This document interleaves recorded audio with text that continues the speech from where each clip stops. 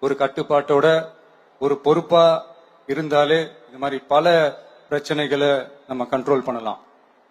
படிக்கிற இடத்துல, வேலைக்கு போற இடத்துல, டிராவல் டைம்ல, ஆனா டெய்லி லைஃப்ல பயம் இல்லாம மரியாதையோட நம்ம பெண்கள் வாழணும். அதுக்கான ஒரு அட்மாஸ்பியரை நம்ம கிரியேட் பண்ணணும்.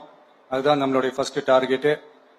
இவ்வளவு நேரம் நான் இதெல்லாம் ரொம்ப சாஃப்டா சொல்லிட்டு இருந்தேன். ஆனா பெண்களை தொந்தரவு செஞ்சுட்டு அப்படியே எஸ்கேப் ஆகி போயிடலாம்னு நினைக்கிறவங்களுக்கு நான் ஒரு வார்னிங்காவே சொல்றேன். பெண்கள் பாதுகாப்பை டிஸ்டர்ப் பண்றவங்க யாரா இருந்தாலும் அது சகிச்சுக்கவே முடியாது.